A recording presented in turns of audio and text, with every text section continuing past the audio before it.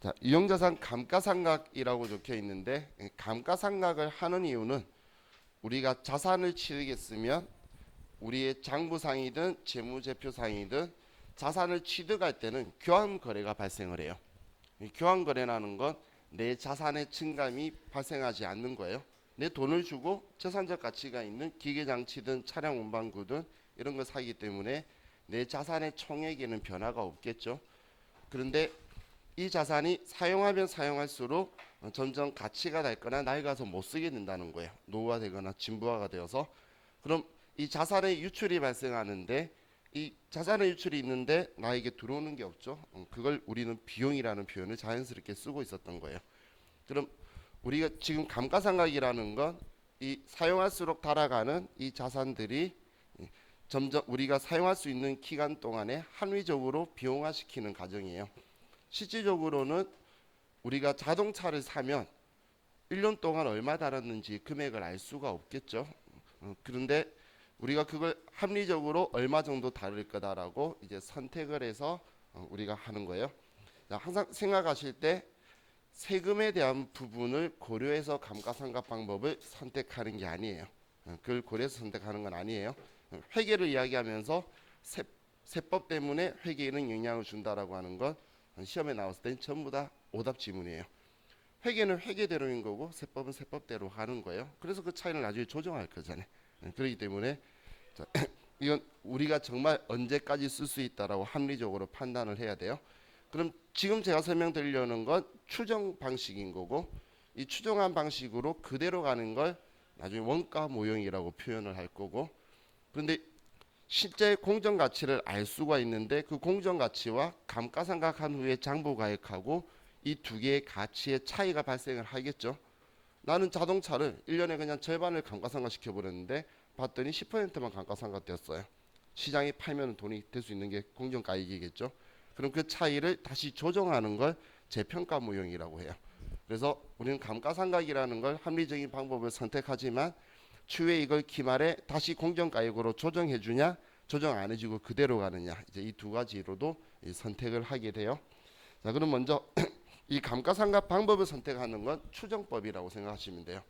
실제적으로 정확한 우리의 상각률을 알 수가 없기 때문에 이 감가상각 방법의 변경은 회계 정책의 변경이 아니고 추정의 변경이다라고 보시면 돼요. 결국은 1,000만 원에 사온 물건은 못 쓰게 되면 1,000만 원치가 사라지는 걸로 끝인 거예요. 매년 얼마씩 없어진다라고 생각하든 말든. 자, 그럼 이 감가상각을 하기 위해서 필요한 3요소가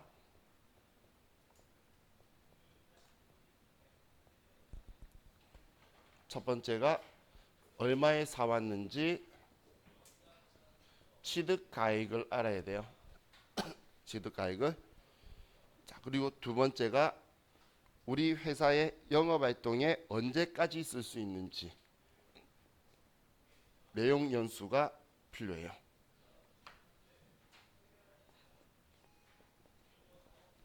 그럼 우리가 사온 물건을 영업활동에 효익이 있도록 사용하고 난 후에 이걸 못 쓰는데 처분했을 때에 받을 수 있는 돈 잔존가액이라는 게 이제 존재를 하게 될 거예요. 그럼 이 세 가지를 이름 붙이기 좋아하는 사람들이 감가상각 3요소라고 이름을 붙여놨어요. 그럼 이 세 가지를 알아야지 우리가 감가상각을 할 수 있다라는 거예요.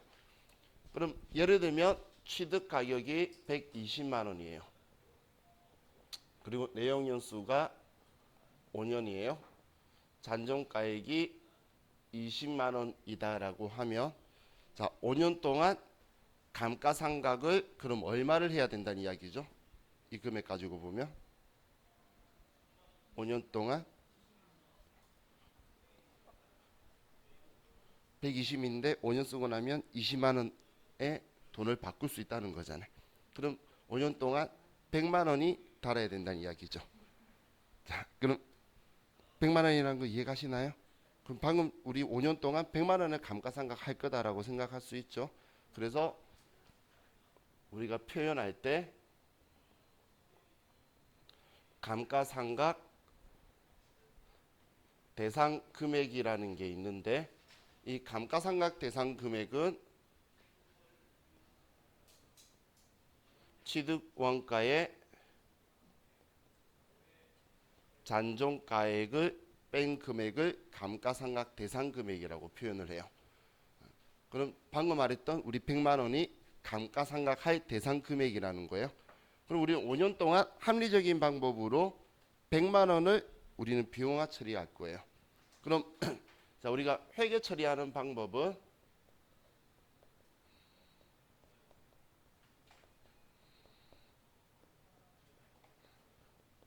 직접법이 있고 간접법이 있는데, 직접법이라는 건 직접 유형자산의 계정 과목의 금액을 차감 줄여버리는 방식이에요. 그래서 대변에 유형자산을 직접 써버리고 차변에 감가상각비 얼마다 이렇게 처리하는 방식이 우리는 직접법으로 분계를 하는 거고, 간접법은 감가상각비라고 하고 대변에 감가상각 누계액이라는 이 유형자산의 차감적 평가 계정을 다는 방식인 거예요.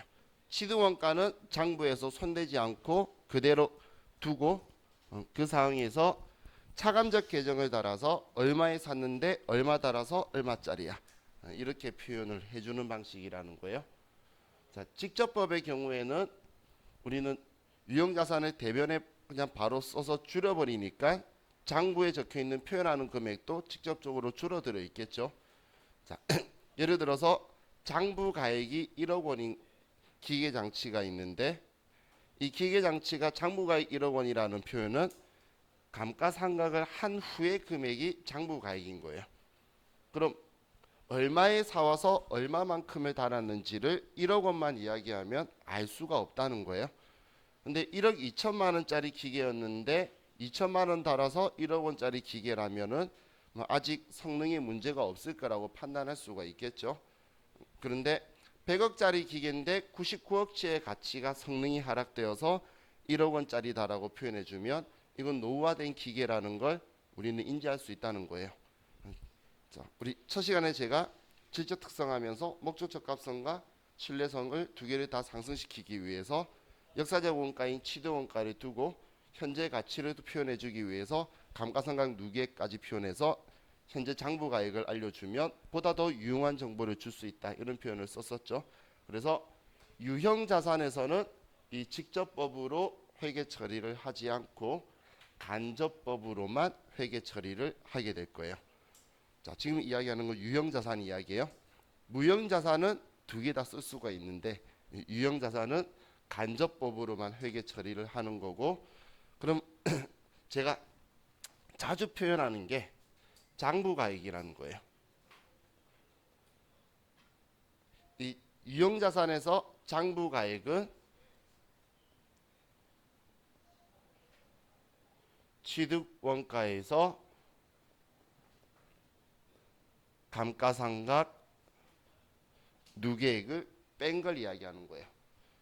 그럼 감가상각 누계액이라는 얘는 자산이죠. 성격이 자산을 줄여주기 위해서 대변에 있는 계정인 거예요. 우리 차감 계정이니까. 그럼 얘는 매년 감가상각이라고 한 것만큼이 금액이 쌓여가겠죠. 올해 200만 원이면 또 내년에 200 되면 내년에는 감가상각 누계액은 또 200만 원이 쌓여서 400만 원으로 계속 증가를 낼 거예요. 그럼 차변에 있는 이 감가상각비는 그 해의 비용으로만 인식이 되겠죠. 그래서 그 해에 발생한 비용으로만 처리되는 것과 대변의 감가상각 누계액은 지금까지 쌓아서 비용 처리한 금액이 되게 될 거예요. 자, 그럼 이 감가상각 누계액을 자산의 유출을 발생시키는 계정이 과목이라는 걸 이해할 수 있겠죠? 그죠? 얘는 자산의 유출을 일으키는 거죠. 왜냐하면 올해 단기 감가상각비를 산출을 할 때는 감가상각비를 바라보는 건 회계적 입장이고 세법적 입장은 감가상각 누계액의 증감을 생각을 해요. 얼마만큼 감가상각 누계액이 증가했는지를 봐서 자산을 줄인 게 차감 계정이잖아요. 그럼 자산을 얼마만큼 줄였는지 봐서 이만큼을 감가상각한 걸로 보는데, 회계에서는 차변의 비용이라고 써줘야지만 우리 비용 처리한 걸로 감가상각한 걸로 볼 거라서 이건 회계와 세법의 또 생각의 차이가 추후에 일어나게 될 거예요. 우리가 지금은 얘를 보고 올해 감가상각비 보는데 나중에는 작년 감가상각 누계액과 올해 감가상각 누계액의 차익을 가지고 우리가 생각을 바라보는 관점을 바꾸게 될 거예요. 자, 그럼 이 감가상각한 걸 빼면 나머지는 감가상각하지 않은 금액이라는 표현을 쓸 수가 있겠죠. 감가상각 취득원가에 감가상각 누계액 빼면 나머지는 감가상각 안 한 금액이잖아요. 그래서 유형자산에서 장부가액은 다른 표현으로 미상각 잔액이라고도 표현을 해요. 상각하지 않은 잔액이다라고도 표현을 해요.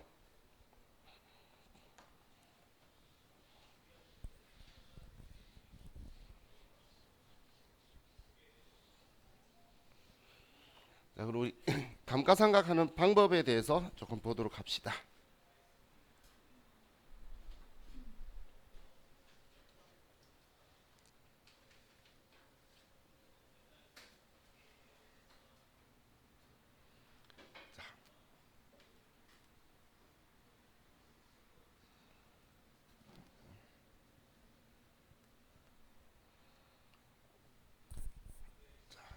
첫 번째 자와 같이 볼 방법은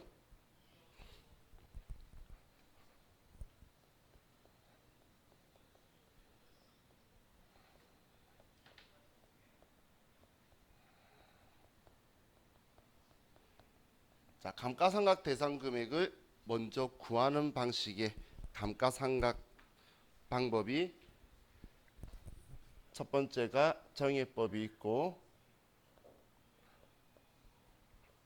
그리고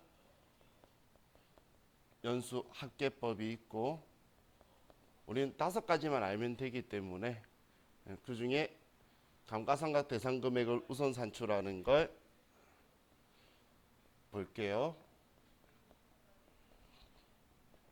자, 이 3가지 방법은 먼저 감가상각 대상 금액을 산출해서 시작하는 방법이다라고 보시면 돼요.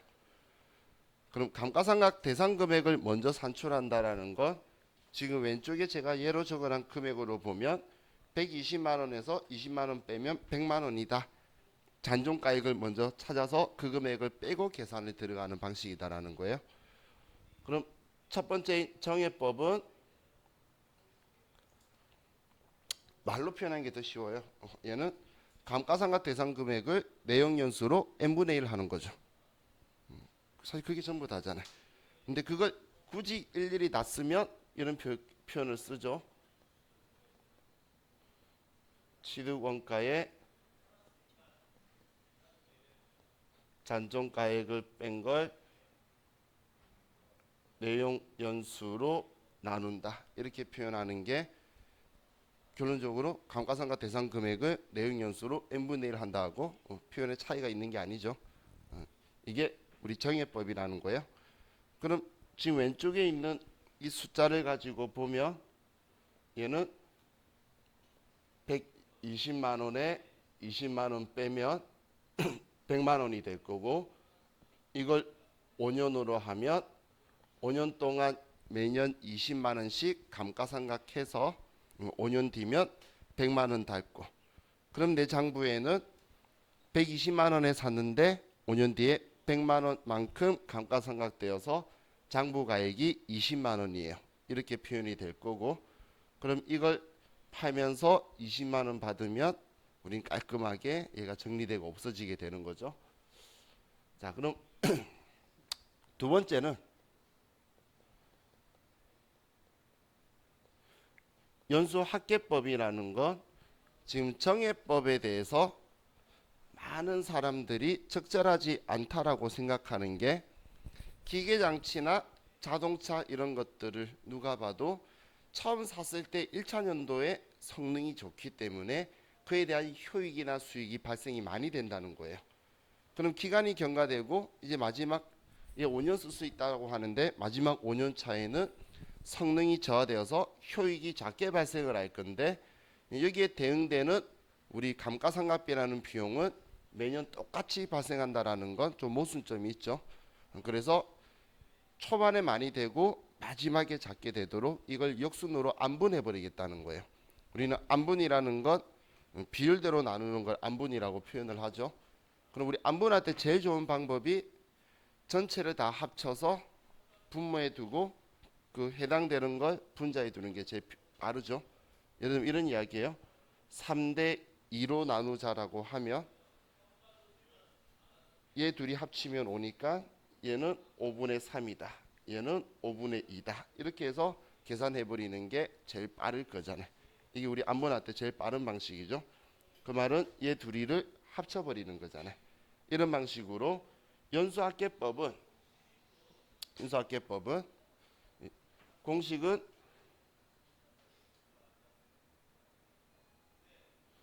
취득 원가 빼기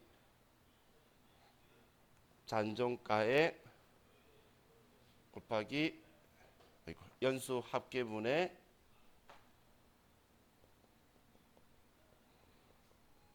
내역 연수의 역순이다 이렇게 적혀 있는데 글자만 가지고 보면 별로 느낌이 잘 안 와요.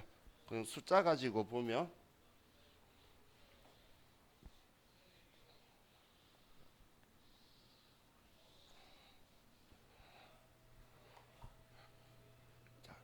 X1년도, X2년도, X3년도, X4년도, X5년도 이렇게 5년을 쓴다고 봤을 때 연수의 역순으로 이 100만 원을 안분하겠다는 이야기예요.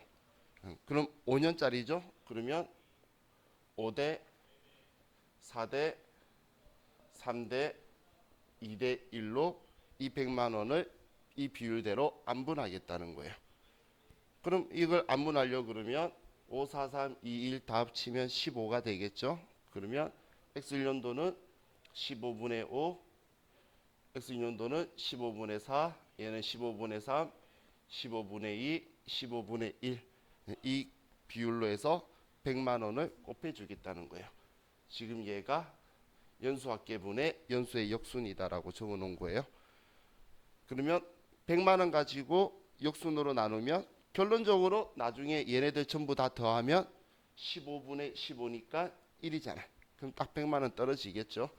이렇게 연수의 역순대로 가면 첫 번째 해는 감가상각비가 당연히 제일 많이 될 거고 마지막에 제일 작게 되겠죠. 이런 방식이 연수합계법이다라고 보시면 돼요. 그럼 시험 문제 많이 나오면 몇 년짜리인지 봐서 그 연수를 다 합치고 올해 몇 회차를 이야기하는 건지 3년째를 이야기하면 분자의 3이라고 놓으면 되고 이건 쉬운데 이때 생각 잘해야 되겠죠. 4년 차면 우리는 1, 2, 3, 4라고 생각하는 게 아니라 역순으로 5, 4, 3, 2네 그리고 2라고 집어서 감가상각 대상 금액을 이제 이 분수로 곱해 주시면 올해 단기의 감가상각비가 나오는 방식이에요. 자, 이게 우리 연수합계법이에요. 그럼 정해법하고 연수합계법은 일정한 규칙이 있죠. 그래도 정해법은 매년 같은 금액이다. 또 연수합계법은 우리가 그 역순의 비율로 안분된 규칙으로 15분의 1씩 얘가 변화가 있더라라는 규칙이 있는데 생산량 비례법은 비례법이긴 한데 정말 생산량에만 비례하는 거지 규칙이 발생하는 게 아닌 게 생산량 비례법이에요. 이 생산량 비례법은 우리 그 광업에서 사용하는 유형자산이라든지 이런 거에서 주로 사용하는 방식인데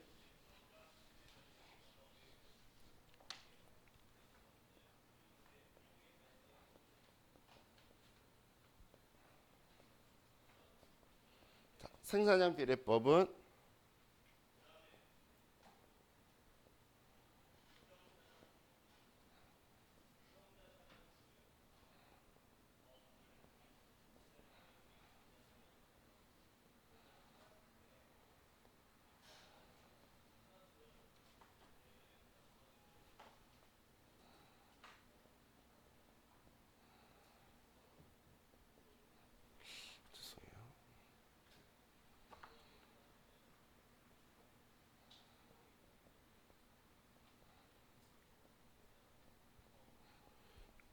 자, 우리 생산비례법은 우리가 예상하고 있는 전체 총 생산량분의 단기에 실제로 생산한 양만큼의 이 비례적으로 얘가 비율을 만들어서 이만큼만 올해 감가상각 된다라고 하는 거예요. 지금 여기에서 필요한 정보는 5년이란 정보는 필요 없고 얼마에 사왔고 잔존가액이 얼마다 이것만 필요한 정보로 남게 돼요. 그럼 자, 얘는 100만 원이 있는데 100만 원은 감가상각 대상 금액인데 자, 예를 들어서 우리가 기계장치의 총 생산 가능한 예상량이 10,000개의 제품을 생산할 수 있다라고 이제 예상 생산량을 봤어요. 그러면 X1년도에 봤더니 생산을 3,000개를 했어요. 그러면 감가상각 대상 금액 100만 원에 예정 총 생산량은 10,000개인데 3,000개니까 30%인 30만 원을 감가상각하겠다. 그냥 이런 식으로 하는 거예요. 엄청 간단하죠. 그럼 X2년도에 5,000개를 생산을 했으면 우리는 10,000개 생산할 수 있는데 이번에 5,000개 했다. 그러니까 50만 원 할게. 얘는 규칙이 있는 게 아니라 실제 얼마 생산했냐에 따라서 비례적으로만 움직이는 거예요. 그럼 이 다음 연도에 더 생산하고 싶어도 2,000개밖에 생산을 못 하겠죠. 10,000개 할 수 있는데 이미 벌써 8,000개를 생산해 버렸잖아요. 그렇기 때문에 마지막 연도에 2,000개 하면 100만 원 내고 끝나는 방식인 거예요. 그래서 생산량이만 비례하는 거지 일정한 규칙이 있게 발생하지 않는 게 생산량 비례법이라고 보시면 돼요. 자, 그러면 예, 예, 그거는 예정 총 생산량을 제대로 못 잡은 거죠. 그죠? 근데 차이가 나요. 그 말씀은 맞아요. 근데 차이가 난다고 해서 굳이 감가상각을 그것 때문에 따로 둘 필요는 없겠죠. 근데 만약에 더 사용을 하면서 잔존가액이 바뀐다 그러면 잔존가액에 수정을 해줘야 되겠죠. 그건 추정의 변경이기 때문에 뭐 크게 상관없이 바꿔도 상관은 없어요.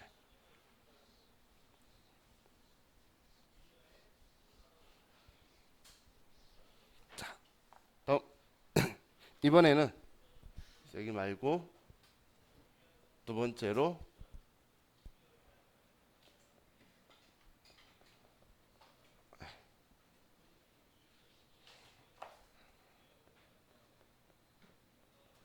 잔존가액을 끝수 조정으로 맞추는 방법이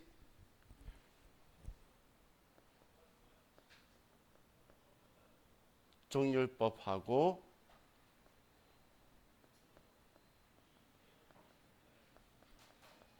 이중체감법이에요. 근데 사실 이중체감법은 정률법하고 똑같아요. 정률을 몰라서 자기가 이중으로 깎인다고 생각해서 정률을 만들어내는 거예요.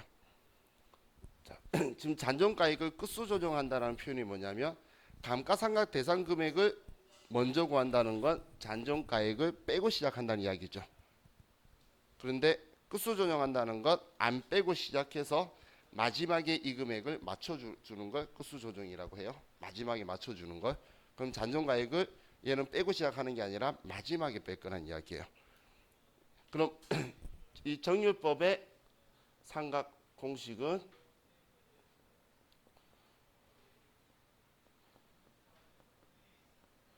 미삼각 잔액 곱하기 정률이에요. 우리한테 정률을 구하라고 자료를 줄 일은 없어요. 그렇기 때문에 우리 회계는 수학하고 상관이 없다 그랬죠. 그래서 루트를 쓸 일이 없어요. 그래서 정률은 기획재정부가 옛날에 공시했던 그 정률을 그대로 쓰고 있어요.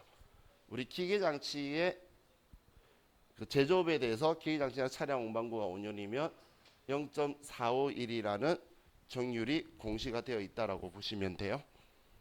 그럼 이 0.451을 가지고 계산을 해보면 자, X1년도에 1월 1일 시작했다고 봤을 때 12월 31일에 1차전도 미삼각 잔액은 첫 시작할 때 얼마가 되죠?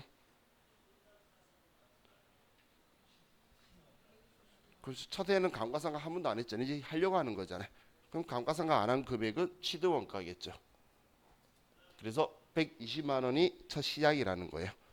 이 앞에 세 개는 100만 원으로 만들기 위해 20만 원 빼고 시작한 거고, 얘는 미삼각전에 120만 원으로 시작해서 0.452를 곱하는 게 1차년도 감가상각비예요.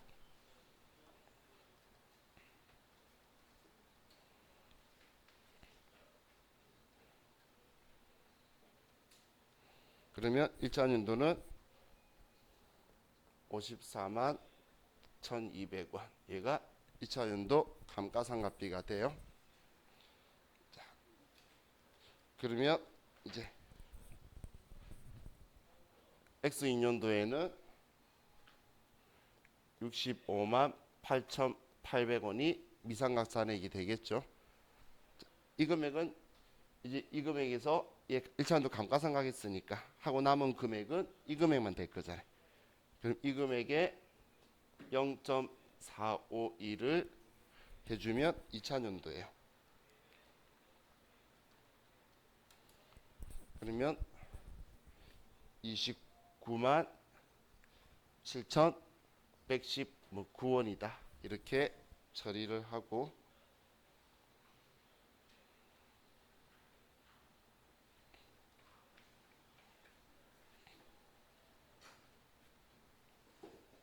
그러면 3차년도에는 24만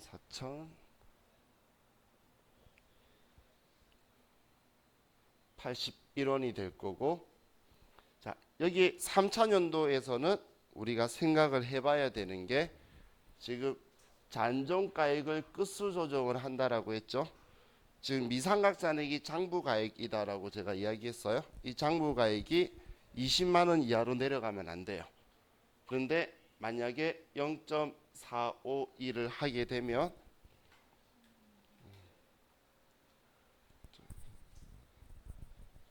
얼마요?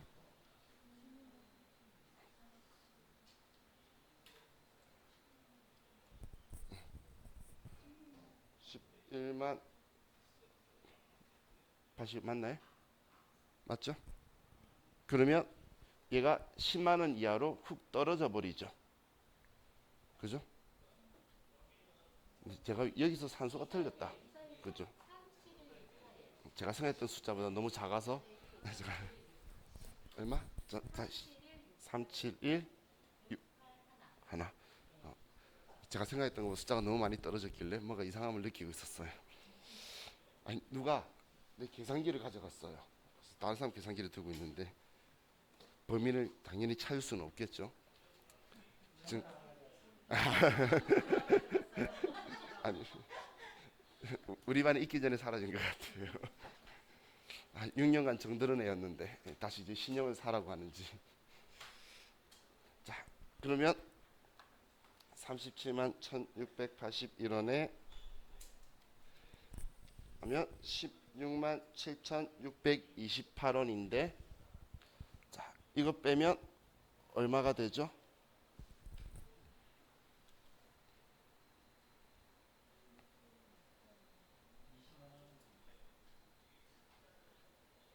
이거 빼더라도 20만 원 넘는다, 그죠? 자, 그러면 X4년도에는 얘 빼도 상관이 없겠네요. 원래 넘기면 안 넘는데 뭐 어디서 산수가 제가 틀린 것 같아요. 일단 원리만 볼게요. 자, 그럼 이 다음엔 무조건 얘가 가면 틀리게 나오게 되겠죠. 그죠? 네? 안 나온다고? 이 금액에서 이 금액을 뺐는데, 그래요?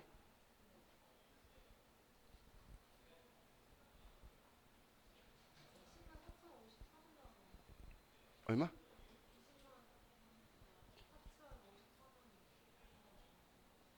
그러니까. 예. 아니면 여기서 얘 뺀 거나 여기서 얘 뺀 거나 같은 거죠. 그죠? 제가 산수를 잘못한 게 큰 과오였어요. 저 때문에 일어난 대란이죠. 3년도 거만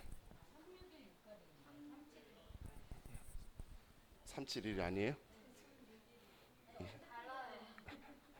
얘가 큰 원흉이었네. 그죠? 그러면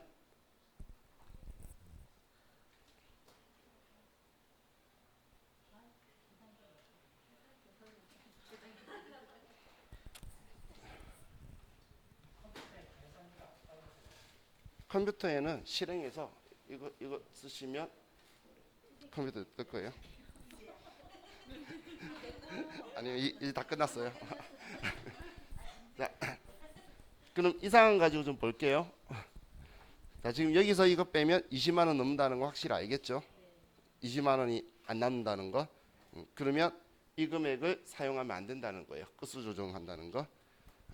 왜냐하면 장부 금액을 20만 원 이하로 떨어뜨리지 않도록 이렇게 가다가 마지막 산출했을 때에 장부 금액이 20만 원이 안 되면 이때는 이 36만 1681원에서 20만 원을 빼버리는 거예요. 그러면 16만 1681원만 상각을 할 거란 이야기예요.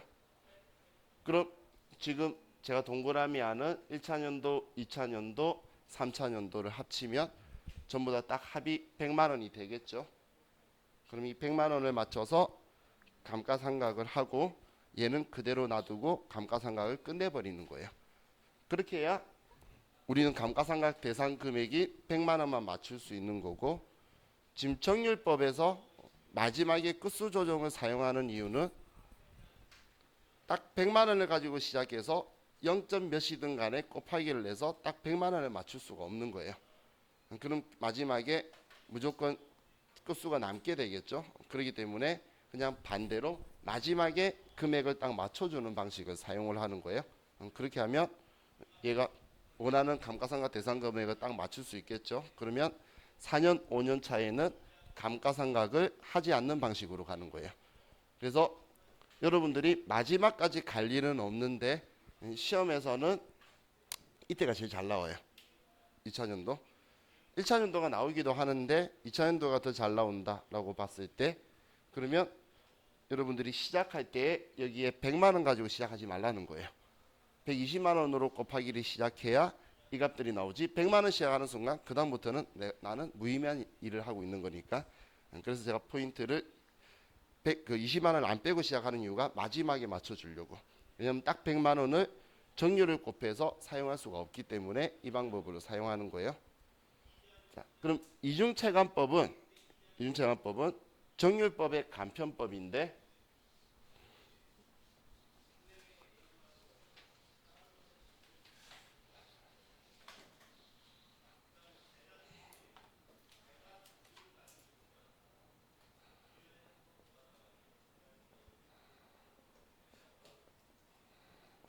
이중체감법도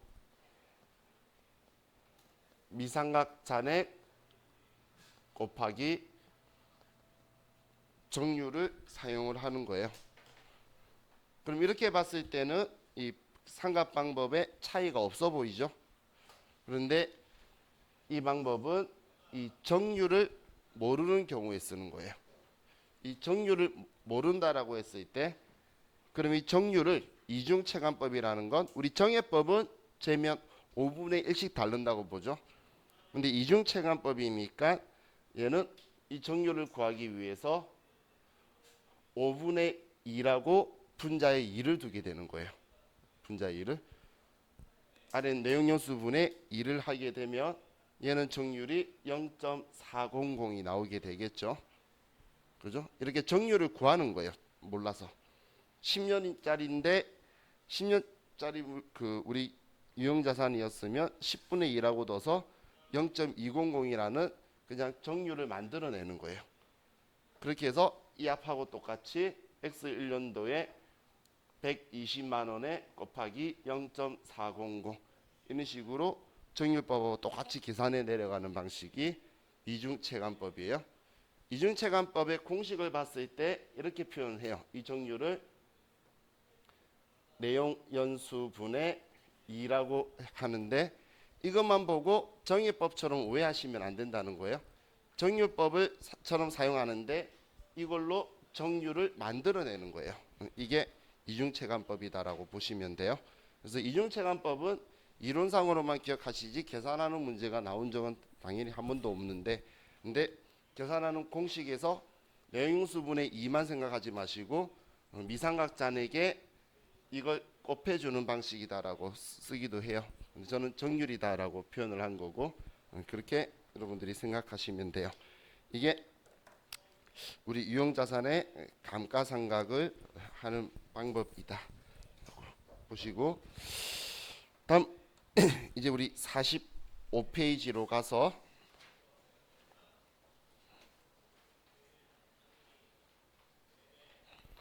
이제 유형자산의 처분이라고 적혀 있죠. 자, 유형자산의 처분은 판 게 아니고 내가 장부에서 지우는 거예요. 제가 항상 마지막까지 이야기할 거예요. 처분은 판 거 아니에요. 처분은 장부에 있는 걸 지우는 거예요. 장부에 있는 걸.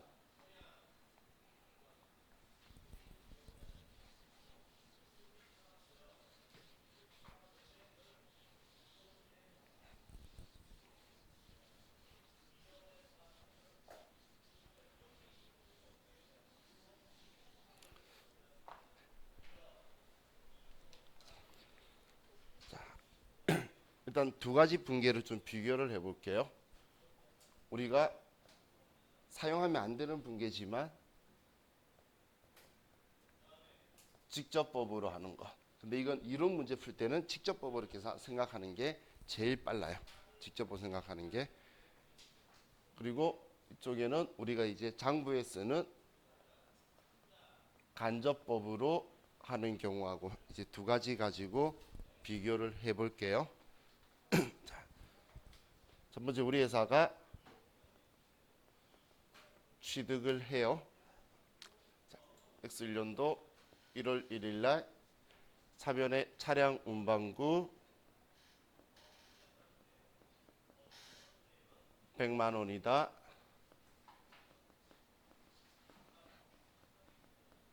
자, 이렇게 처리하고 뭐 간접법을 쓰더라도 취득했을 때는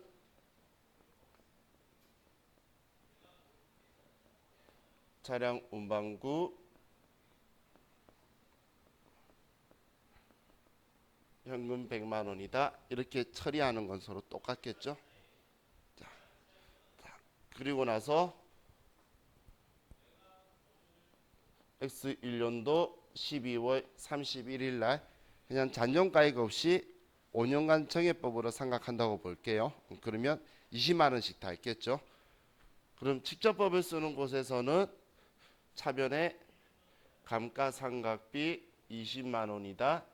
대변에 차량 운반구 20만 원이다. 이렇게 처리할 거고, 간접법 쓰는 곳에서는 차변에 감가상각비 20만 원이다. 대변에 차량 운반구의 감가상각 누계액이 20만 원이다. 이렇게 분계를 해둘 거예요. 자, 이 분계는 이해가시죠? 자, 그럼 직접법으로 쓴 거에 대해서 봤을 때 이 차량 운반구의 장부가액은 얼마죠? 80만 원이죠. 100만 원인데 20만 원 줄였으니까 80만 원 적혀 있을 거잖아요. 그럼 간접법 쓴 거에 대한 장부가액은 얼마죠? 얘도 당연히 80만 원이잖아요. 얘는 그냥 80만 원이에요 라고만 보여주는 거고, 얘는 100만 원에 샀는데 20만 원 달아서 80만 원이에요 이렇게 보여주는 거고, 둘 다 80만 원이에요 라고 이야기하는 건 같은 거예요. 근데 말할 때 얘가 수식어가 더 많을 뿐인 거지. 80만 원인 건 차이가 없죠. 자, 그럼 이걸 가지고 내가 90만 원에 팔았다고 볼게요.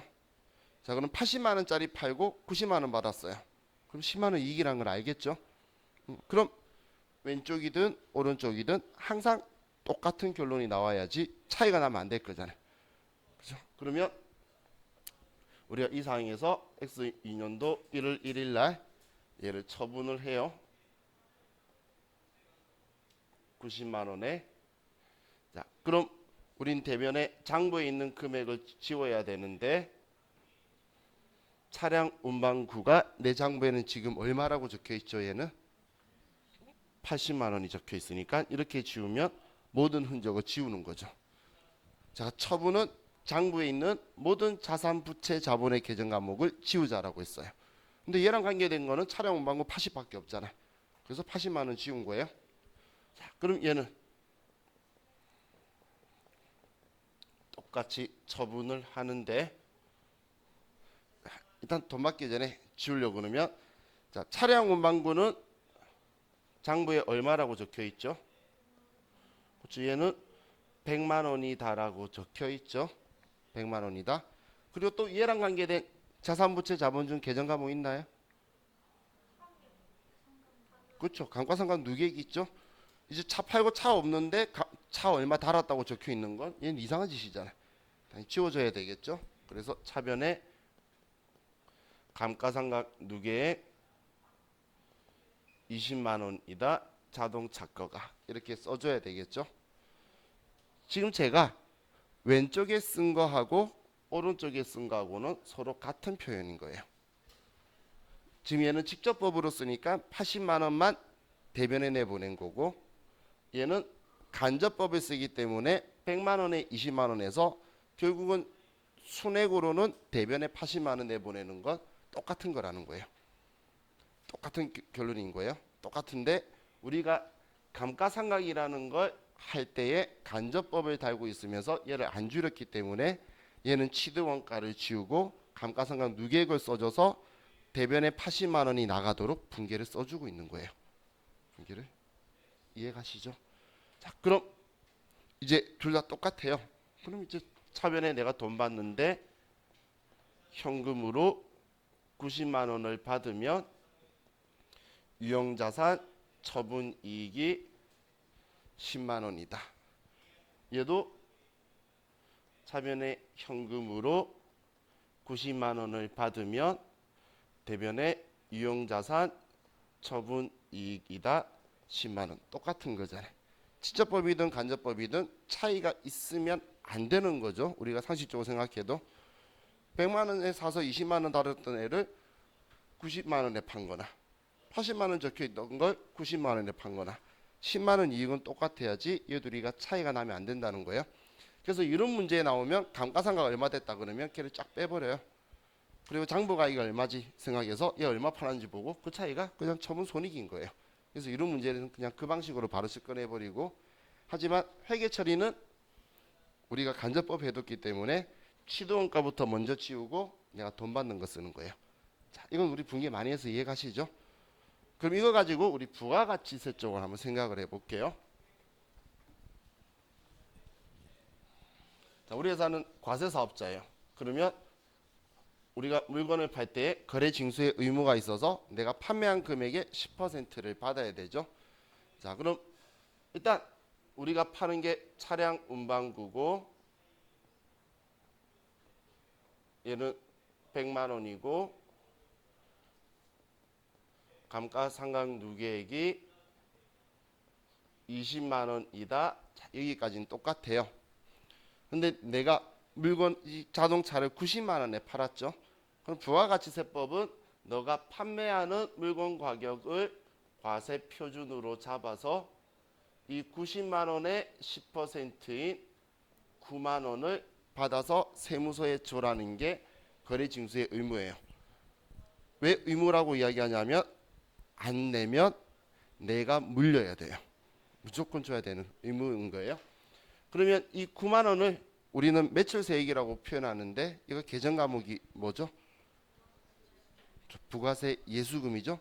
대신 받아서 가져다 주는 건 예수금이에요. 그럼 이 돈까지 받아야 돼서 대변에 부가세 예수금이 9만 원이 생기는 거예요. 그럼 나는 지금 얘를 얼마를 받아야 되죠? 그렇죠. 99만 원 받아야 되죠. 그러면 얘는 99만 원을 받을 거라는 거예요. 자, 그럼 얘 유형자산 처분 이익 빼고 봤을 때 일반 점표했을 때하고 메인 매출 점표했을 때하고의 이 둘의 차이는 대변에 예수금 묻고 돈 받을 때 이 부가가치세 들어간 거 말고는 둘이가 차이가 없는 거예요. 그럼 당연히 얘도 생각했을 때는 80만 원짜리인데 90만 원에 팔았네. 이게 내가 받는 돈이니까. 그럼 결과는 얘도 당연히 똑같이 유용자산 처분 이익이 10만 원이 나와야 되는 거지. 매입 매출 전표에 있었다 부가가치세가 꼈다 안 꼈다고 따라서 이익이다 이런 손해가 달라지는 게 아닌 거예요. 이 둘의 차이는 부가가치세를 받아서 줄 거다. 차변 대변에 똑같은 금액 써주는 것밖에 차이가 없어요. 그래서 일반 전표에 입력 잘하면서 매입 매출 전표에 입력하셨는데 실수하시는 분들은 매입 매출 전표가 여러분들 편리하게 해주려고 도와주는 거에 대한 그 기능 때문에 오히려 실수가 유발되는 거예요. 아래 분계를 직접 다 쓰라 그러면 아무것도 안 도와주고 예수금도 안 써주고 하면 실수를 안 하는데 시작하자마자 예수금이 덜컹 들어가 있어요. 그러니까 이 예수금 들어가 있는 걸 봐서 이거에 대해서 차변에 더 써야 되는 걸 까먹고 90만 원이라고 쓰시는 분도 있고, 또 일반적으로 90만 원짜리 물건 팔았으니까 제품 매출이냐 90만 원 적혀 있어서 이걸 수정 안 하시는 분도 있고, 그런 것 때문에 실수를 많이 하는 건데 그걸 여러분들이 생각을 좀 뒤집어서 얘하고 결론은 똑같아야 돼요. 그래서 실수를 뭐 회계 1급이나 세무 1급에서 실수가 많이 있으셨던 분은 문제를 접근할 때 먼저 장부가액이 얼마지? 제면 80만 원이네. 얘 얼마에 팔았지? 90만 원이다. 그러면 무조건 마지막 결론은 이익 10만 원이 나와야 되네. 이 결론 안 나오면 위에 내가 뭔가를 틀렸어라고 판단하고 다시 점검하셔야 돼요. 결론은 똑같이 나올 수밖에 없는 거예요. 자, 우리 이번 시간에는 이 처분 여기까지만